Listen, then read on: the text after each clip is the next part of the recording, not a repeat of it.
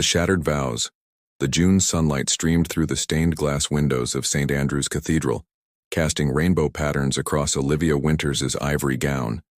At 32, she'd finally found what she believed was true love with Ethan Montgomery, heir to the Montgomery real estate empire. Her hands trembled slightly as she adjusted her veil, watching the last guests file into the church. "You look beautiful," her best friend Josephine whispered, smoothing a stray curl. "I still can't believe Ethan Montgomery fell for a regular architect from the South Side." Olivia smiled, though the comment stung slightly. She'd worked hard to earn her place at Harrington and Associates, despite her modest background.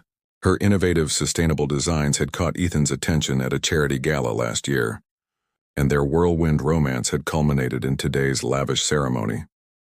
"Mrs. Montgomery is watching you like a hawk," Josephine added, nodding toward Ethan's mother, a stern-faced woman whose diamond necklace probably cost more than Olivia's annual salary.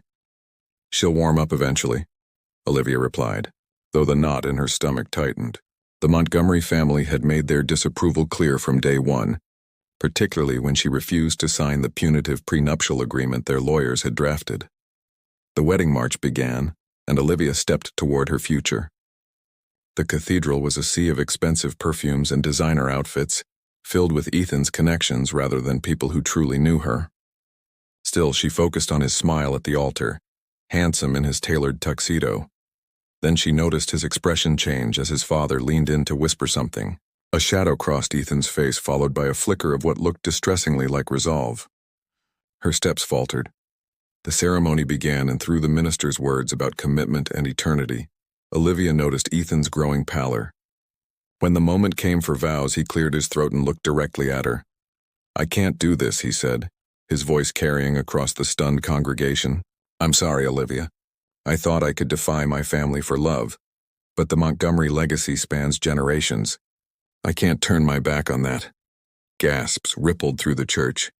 Olivia stood frozen, the bouquet of white lilies and eucalyptus suddenly heavy in her hands. "What are you saying?" she managed to whisper. "The company needs the Blackwell merger to survive the market downturn. Their daughter comes with connections we need." His words were rehearsed, businesslike. "My father made it clear. It's either you or the future of everything my family has built." Olivia's world collapsed in slow motion. The cathedral's grandeur became suffocating, the guest's whispers a cruel soundtrack to her humiliation. "So all your talk about choosing love was just, what, a temporary rebellion?" Her voice gained strength through the pain. "I do care for you, Olivia, but some things are bigger than personal feelings." His eyes darted toward his father, who nodded approvingly. She took a step backward. "Then you've made your choice." Olivia turned and walked down the aisle alone, head high despite the tears streaming down her face. She ignored the pitying glances, the scandalized murmurs, the flash of cameras that would undoubtedly make the society pages tomorrow. Outside, she pulled off her veil and took a deep breath of summer air. Josephine rushed after her, already on the phone canceling the reception. "He'll regret this," Josephine declared fiercely. Olivia stared at the Montgomery family emerging from the church, Ethan surrounded by relatives looking relieved rather than embarrassed. His mother actually smiled. "Maybe, but I won't spend my life waiting for that day," Olivia replied, surprised at the calm settling over her despite the pain. Something in her shifted, a core of steel forming around her broken heart. She didn't know that in her womb a new life had already begun. She didn't know that in exactly 5 years, Ethan Montgomery would walk into her office, desperate for the job she had the power to give or withhold. She didn't know that her greatest triumph would rise from this moment of utter devastation. All Olivia knew was that she would never again let someone else determine her worth. Rising from ashes, the harsh fluorescent lights of the doctor's office made Olivia's skin look sallow as she stared at the ultrasound monitor. 6 weeks had passed since the catastrophic non-wedding, and now life had thrown another curveball. "Congratulations, Ms. Winters. You're about 8 weeks pregnant," Dr. Reeves said gently, watching for her reaction. Olivia's hand instinctively moved to her still flat stomach. "I'm pregnant," she repeated, the words feeling foreign on her tongue. The next few hours passed in a blur. She wandered through a park near the clinic, watching families with their children, trying to imagine herself as a mother. a single mother with the ghost of Ethan Montgomery haunting her future. Her phone buzzed repeatedly, Josephine checking in. She'd been a lifeline during these weeks, helping Olivia return wedding gifts and fend off reporters curious about the society wedding gone wrong. But this news was too monumental to share via text. That evening, Olivia sat at her small apartment desk, surrounded by architectural sketches. Her job at Harrington & Associates had become increasingly uncomfortable, as rumors circulated and pity filled her colleagues' eyes. She traced her fingers over a design she'd been working on in secret, an innovative mixed-use building incorporating vertical gardens and solar technology. Maybe it's time, she murmured to herself, looking at the business plan she'd started drafting years ago, but never had the courage to pursue. When Josephine arrived with takeout food, Olivia shared both pieces of news, the pregnancy and her decision to start her own firm. "Are you going to tell him?" Josephine asked, setting down her fork. Olivia shook her head. "The Montgomerys made it clear I wasn't good enough for their precious family. I won't give them the chance to make my child feel the same. But the child support, I don't want their money," Olivia interrupted firmly. "I want freedom. Besides, from what I hear, Ethan's engagement to Victoria Blackwell was announced last week. Quite the rebound." Over the following months, Olivia's body changed as her life transformed. She secured a small business loan, cashed in her modest savings, and rented a tiny office space in the emerging West District. Winter's sustainable architecture was born, focusing on eco-friendly designs for urban renewal projects. Her pregnancy became a countdown, a deadline driving her forward. Each doctor's appointment reinforced her determination to create a secure future for her child. Each client meeting became a chance to prove that her vision had value, even if she hadn't been valuable enough for Ethan. By her 7th month, sporting a pronounced baby bump beneath tailored maternity wear, Olivia pitched her design for the renovation of an abandoned warehouse into affordable housing units. The City Planning Commission was impressed by her innovative approach to sustainability while maintaining affordability. "This could be a model for urban renewal," Commissioner Patterson remarked. Winter's sustainable architecture gets the contract. It was her first major project, arriving just when her doctor ordered her to slow down. Instead, Olivia hired 2 junior architects and worked from home when necessary, her dining table covered with blueprints and her nursery slowly taking shape in the spare bedroom. Sophia Grace Winters arrived on a snowy February morning after 18 hours of labor, with Josephine clutching Olivia's hand throughout. When the nurse placed the tiny bundle in her arms, Olivia saw hints of Ethan in the baby's chin, but chose to focus on Sophia's perfect fingers and the determination in her powerful cry. "She's a fighter," the nurse commented. "Like her mother," Josephine added. The early months of motherhood blurred with entrepreneurship in an exhausting but exhilarating combination. Olivia brought Sophia to the office, designing with one hand while rocking the infant carrier with the other. Her small team expanded as the affordable housing project garnered attention in architectural circles for its innovative approach. 3 years passed in a whirlwind of growth. Winter's sustainable architecture moved to larger offices downtown, with a dedicated playroom for Sophia and the children of other employees. The company secured contracts for eco-friendly commercial developments and restoration projects across the region. Olivia's approach to blending historical preservation with sustainable technology became her signature, attracting clients who valued both tradition and innovation. Sophia grew into a curious, strong-willed toddler with her mother's creativity and a confidence Olivia had only developed through hardship. They created a life that was entirely their own, free from the shadow of the Montgomerys. Occasionally, Olivia would spot Ethan and Victoria in society pages, their perfect smiles hiding whatever truth lay beneath. The Montgomery Real Estate Group continued expanding aggressively, making headlines with increasingly risky acquisitions. "You dodged a bullet," Josephine commented during one of their weekly dinners, glancing at a business article about the Montgomerys' latest venture. Olivia watched Sophia coloring nearby, her little tongue poking out in concentration. "No," she replied thoughtfully. "It was a direct hit. But sometimes you need to be broken open to find what's truly inside you." She had no way of knowing that economic forces were already in motion that would bring Ethan Montgomery back into her orbit. The financial markets were showing warning signs that most chose to ignore. but which would soon topple even the mightiest of empires, including the one Ethan had sacrificed her for. That night, Olivia kissed her sleeping daughter's forehead and whispered, "We built something better than I ever imagined, little one. Something that's truly ours." As if sensing the coming storm, she added, "And no one can take it away from us." The fall from grace. Ethan Montgomery straightened his Brioni tie as he strode into the Montgomery Real Estate Group headquarters, nodding to employees who scurried out of his path. At 37, he embodied the success his family had cultivated for generations. Impeccable attire, commanding presence, and the confident smile of a man who had never truly failed. "The Shanghai investors are waiting in the conference room," his assistant informed him, handing over a leather portfolio. "And your wife called again about the charity gala tonight."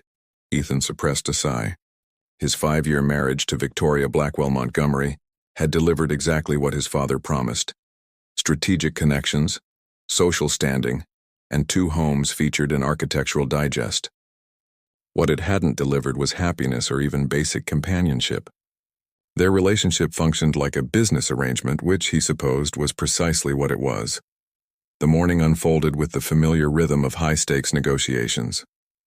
The Shanghai Group was interested in partnering on Montgomery's most ambitious project yet, a luxury development covering 3 city blocks in the financial district. The project represented their largest investment ever, with the Montgomery family leveraging nearly everything to secure financing. "Market conditions are concerning," remarked one investor, through a translator. "We're seeing indicators similar to those before previous corrections."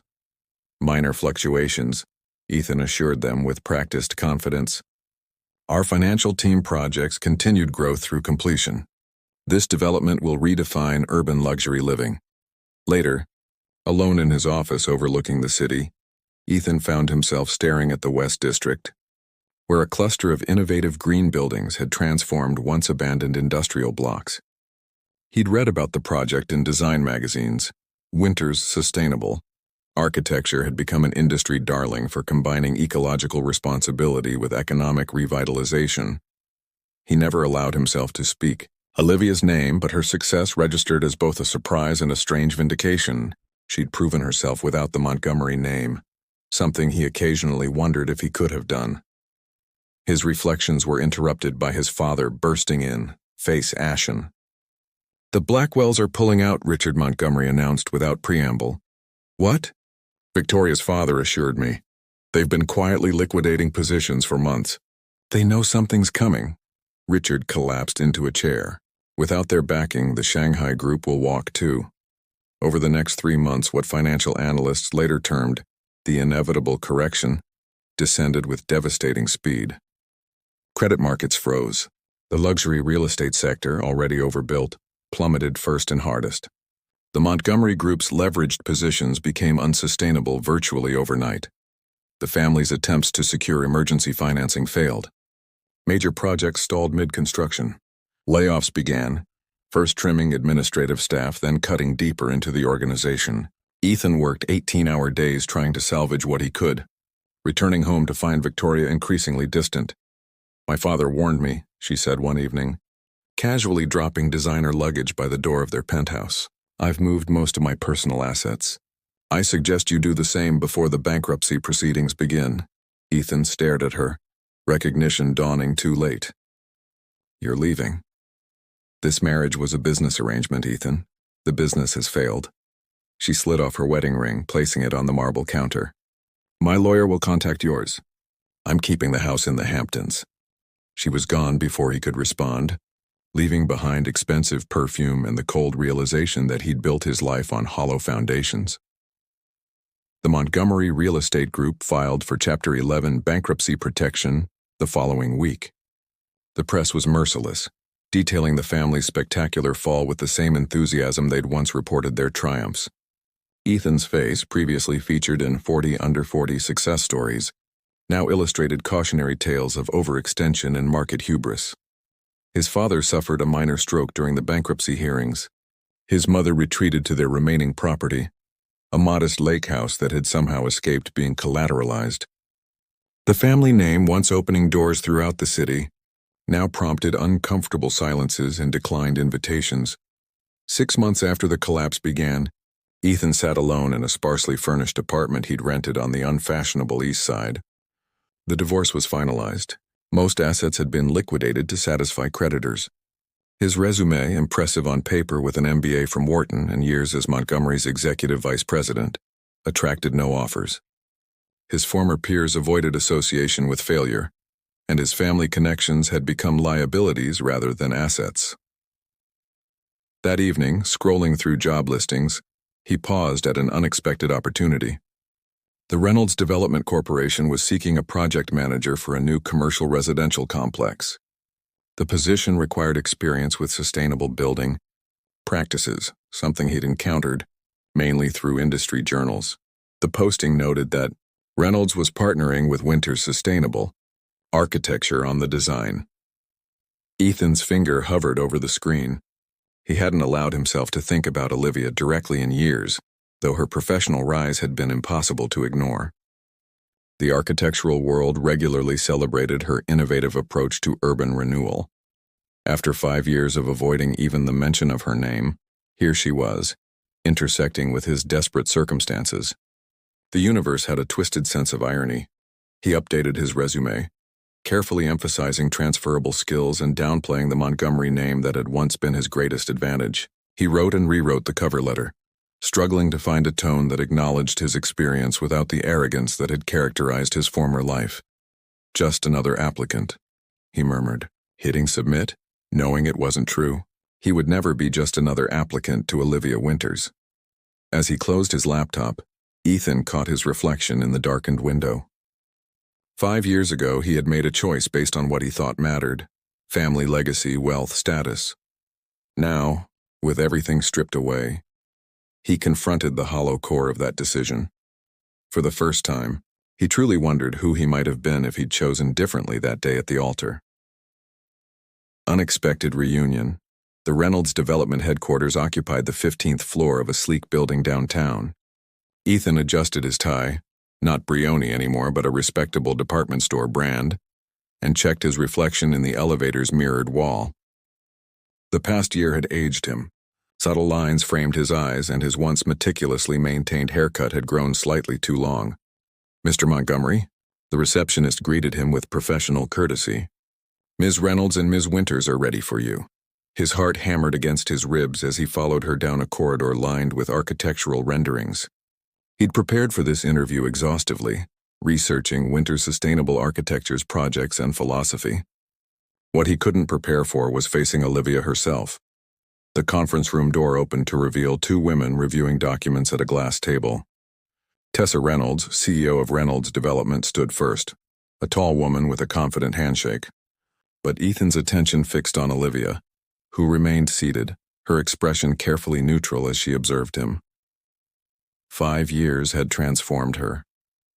Gone was the somewhat tentative architect he'd known, replaced by a woman who radiated quiet authority. Her dark hair was shorter now, framing a face that had gained character rather than simply aged. She wore a tailored emerald blazer, a simple gold pendant, and no wedding ring. "Mr. Montgomery," she said, her voice steady. "Please sit." The interview proceeded with excruciating professionalism. Tessa asked about his experience managing large-scale projects, while Olivia focused on questions about sustainability practices and adaptive reuse principles, areas where his knowledge was clearly superficial. "Your background is primarily in luxury developments," Olivia noted, reviewing his resume. "Our approach prioritizes community integration and environmental responsibility. What makes you think you'd be a good fit?" The practiced answers he'd rehearsed evaporated. In their place came unexpected honesty. "I wouldn't have been before, but I've learned some hard lessons about what truly matters and what lasts." He met her gaze directly. "The developments I worked on were about exclusivity. I see now that your vision, creating spaces that serve people and the planet, has always been more meaningful." Something flickered across Olivia's face. Not forgiveness, but perhaps recognition. Tessa seemed satisfied with the answer, but Olivia pressed further. "This role requires collaboration with community stakeholders who may be skeptical of development. How would you handle resistance?" "By listening first," Ethan replied. Something I should have done more of in my previous life. The interview concluded with Tessa's assurance they'd be in touch soon. Olivia simply nodded farewell, her expression unreadable. 3 days later, Ethan received a call offering him the position, with one condition. He would report directly to Olivia for the first 6 months as a probationary arrangement. His first day arrived with autumn rain.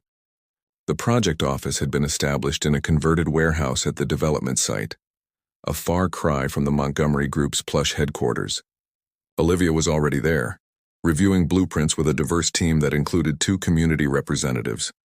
"This is Ethan Montgomery, our new project manager." She introduced him without preamble. If the team recognized his name from the business scandal headlines, they didn't show it.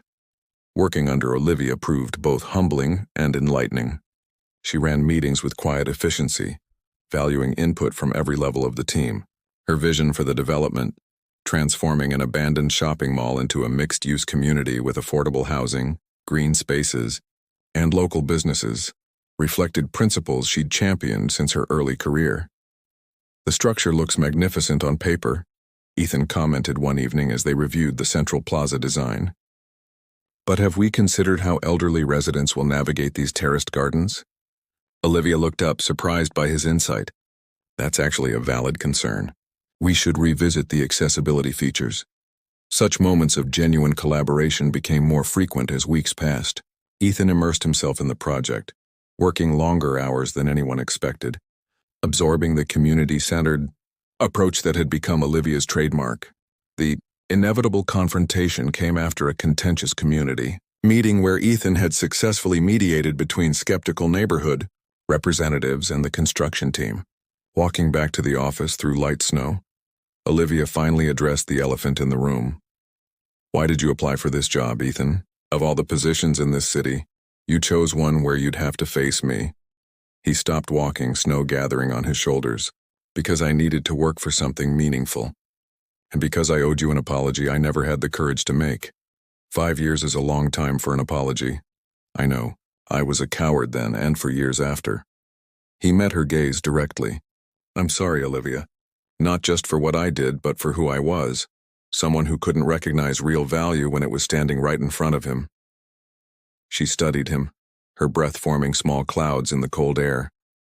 "Apology noted. But it doesn't change anything. I don't expect it to. I'm not here for redemption or forgiveness," he hesitated. "I'm here because I want to be part of building something that matters. Something better than what I destroyed." They resumed walking in silence. Near the office entrance, Olivia paused. "You should know something. I'm not alone in this journey." Ethan nodded, assuming she meant a partner. "I understand. I hope you found someone who—" "I have a daughter," she interrupted. "Sophia, she's 4.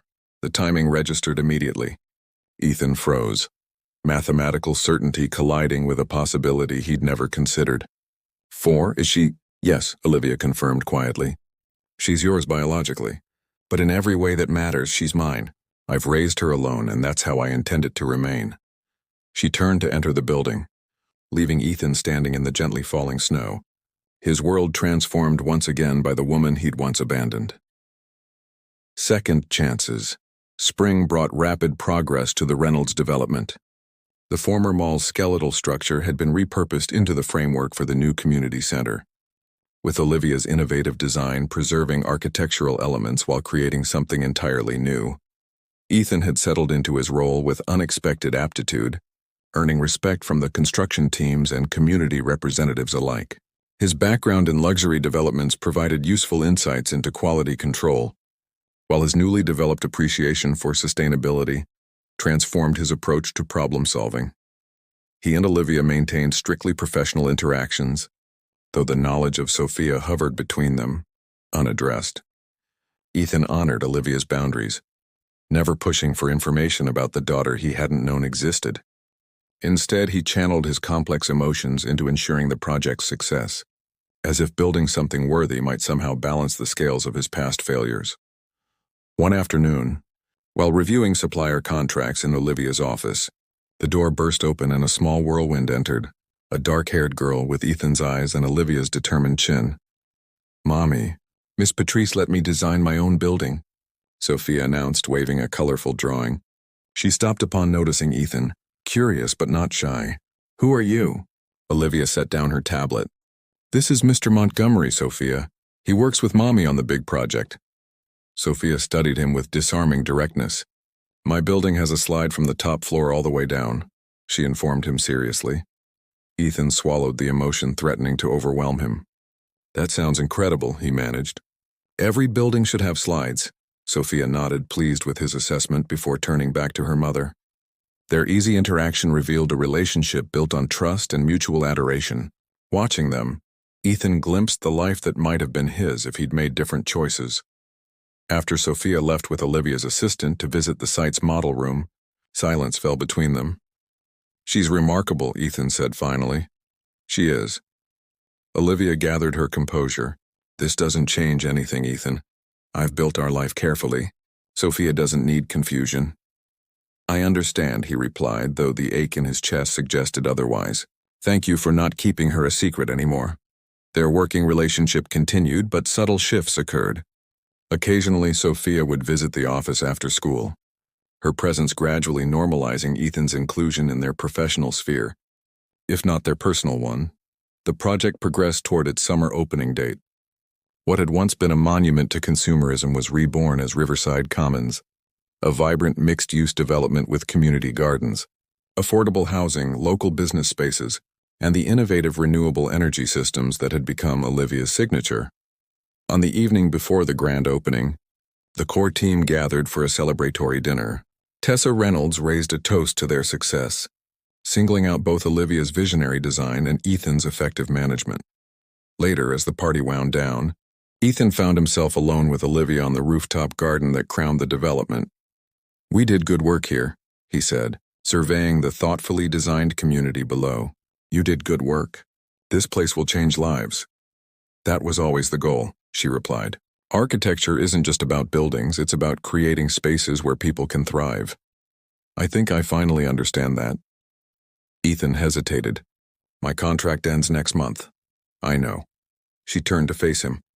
"Tessa wants to offer you a permanent position with Reynolds. She asked for my input. And what did you tell her? That you've earned it." Olivia's expression softened slightly. "You're not the same man who left me at the altar. Ethan, I've watched you change. Everything I lost, it forced me to discover who I really am without the Montgomery name defining me." He gazed at the city lights. "I'm not asking for forgiveness or a place in Sophia's life. That's your decision entirely. But I want you to know that meeting her, seeing the amazing person you've raised, it's helped me understand what truly matters." Olivia was quiet for a long moment. "Sophia asked about you. After that day in my office. She's perceptive. What did you tell her?" "The truth in terms a 4-year-old can understand. That you and I knew each other before she was born. That sometimes grown-ups make complicated choices." The opening ceremony the next day brought community members, city officials, and press to celebrate Riverside Commons. Olivia gave an inspiring speech about architecture's potential to nurture community and environmental responsibility.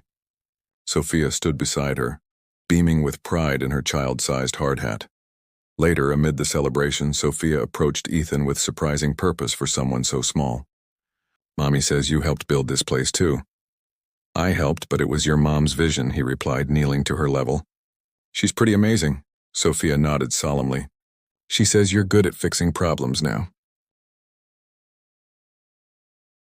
"I try to be," he answered, wondering what else Olivia had shared. The child studied him with that penetrating gaze that seemed to see too much. "Maybe you could come to my birthday party next month. I'm having a building competition." Before Ethan could respond, Olivia appeared. "Sophia, Aunt Josephine is looking for you." As Sophia scampered off, she turned to Ethan. "She invited you without discussing it with me first. She's headstrong that way." "Like her mother," Ethan observed. A ghost of a smile crossed Olivia's face, perhaps like both her parents. She hesitated. "If you'd like to come to the party as a colleague, it would be okay." The invitation represented something monumental. Not forgiveness exactly, but an opening where there had been a wall. Not redemption, but possibility. "I'd be honored," he said simply. As Olivia moved away to greet a city council member, Ethan surveyed the thriving community space they had created from ruins. Like the development itself, his life had been dismantled and reconstructed into something he never could have imagined 5 years ago. He had lost a fortune, but gained perspective. He had sacrificed love for legacy and lost both, only to discover that true legacy wasn't built on family names or financial empires, but on the impact you had on others' lives. He didn't know if Olivia would ever fully forgive him, or if he would ever have more than a distant role in Sophia's life. But standing amid the fruits of their collaboration, Ethan understood that second chances didn't always look the way you expected. Sometimes they came disguised as opportunities to build something new from the rubble of what was lost. The future, like the development they had created together, remained open to possibilities, a blueprint waiting to be transformed into reality, one careful decision at a time.